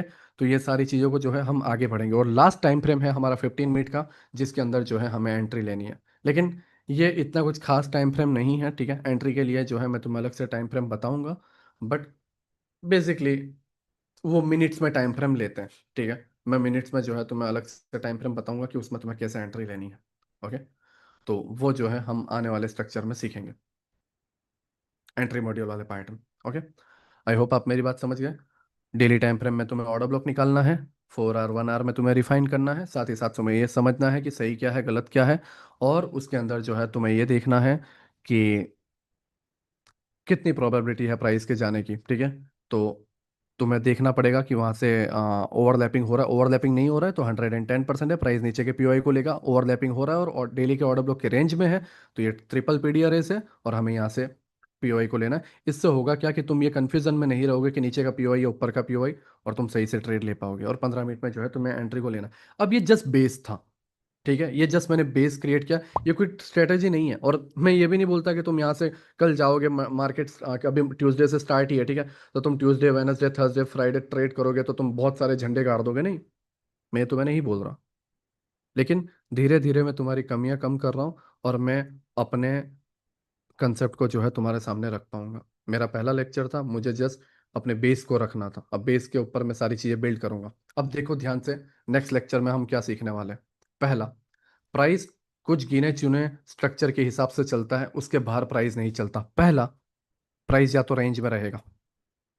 ओके। दूसरा, प्राइस ब्रेक करेगा, अपसाइड जाएगा। तीसरा, पुल बैक करेगा या रिवर्सल करेगा, ठीक है। पुल बैक करता है तो प्राइस कंटिन्यूएशन देगा। ओके। और फिर या तो कंटिन्यूएशन करेगा, और या फिर ये रिवर्सल हो जाएगा। अब ध्यान से समझो, ये कंटिन्यूएशन करेगा या रिवर्सल करेगा तो बाद में हम देखेंगे स्ट्रक्चर, लेकिन अभी हमने क्या समझा कि हमारे पास एक डेली टाइम फ्रेम का पीओआई है जहां से प्राइस भाग गया। ये भागने वाली चीजों को हमने कैप्चर किया। लेकिन याद रहे, जब भी डेली टाइम फ्रेम के पीओआई से मूव आता है तो एक पुल बैक आता है। क्यों? क्योंकि प्राइस हमेशा इस पे वर्क करता है, किस पे? लिक्विडिटी भरने के, मतलब पेट्रोल पंप पे रुकेगा, फ्यूल भरेगा, और ऊपर जाएगा। तो हमें ये देखना है कि प्राइस का फ्यूल कहाँ पर ख़त्म हो सकता है। तो हम सेकंड लेक्चर में समझेंगे कि प्राइस यहाँ से जो है रिवर्स करेगा, तो हम ये पुल बैक कैप्चर करें, और जब ये सीख जाएंगे तो अपने आप कंटिन्यूएशन जो है पकड़ पाएंगे। तो फर्स्ट लेक्चर डिस्प्लेसमेंट सीखा, सेकंड लेक्चर में हम सीखने वाले हैं पुल बैक, और थर्ड लेक्चर में हम सीखने वाले हैं कंटिन्यूएशन। एंड उसके बाद जो है मेरा पूरा 3 लेक्चर में बेस कंप्लीट हो जाएगा। फिर मैं फ्रीली अपने आप को बिना एक लिमिट में बांधे जितना हो सके उतना जो है डेप्थ में जाके कूदने की कोशिश करूंगा, जिससे जो है तुम मुझे समझ पाओ कि मैं क्या बोलने की कोशिश कर रहा हूँ। ओके, आई होप आप मेरी बात समझे। और याद रहे, इसके अलावा प्राइस और कुछ कर भी नहीं सकता। अगर नीचे रिवर्सल हो जाता है तो पुल बैक लेके कंटिन्यूएशन, या फिर रिवर्सल इसको करना पड़ेगा। ये 4-5 गिनी चीजें सीखी चीजें ही आती है मार्केट को, और ये 4-5 चीजों के अंदर तुम अगर इसे बंद कर दोगे तो कितना नाचेगा ये। ओके, तो ये चीज हमें समझनी है। हमें फैक्ट्स के साथ जाना है, हमें तुक्का नहीं करना, ना ही कोई गैम्बलिंग करनी है। ओके, सभी का शुक्रिया अभी तक देखने के लिए। नाउ मैं रिकॉर्डिंग डाल देता हूँ, आप इसको देख लो, और हो सके तो जब तक ये बेस कंप्लीट ना हो तब तक सेकंड लेक्चर में आप मत जाना, ठीक है। सभी का शुक्रिया अभी तक देखने के लिए। सभी को बाय, सभी को गुड नाइट। मिलते हैं नेक्स्ट मंडे को। कोशिश करूंगा उससे पहले सेकंड एंड थर्ड लेक्चर की रिकॉर्डिंग पे डाल दूं, तो लेक्चर आने से पहले ही जो है आप सेकंड लेक्चर को जो है देख पाओ, थर्ड लेक्चर को जो है देख पाओ, और अपने अकॉर्डिंग जो है तुम इसके अंदर जो कुछ भी चेंजेस तुम्हें ठीक लगता है तुम्हारी ट्रेडिंग जर्नी में वो तुम कर पाओ। ठीक है, नाउ मैं यहाँ पे क्लोज करता हूँ।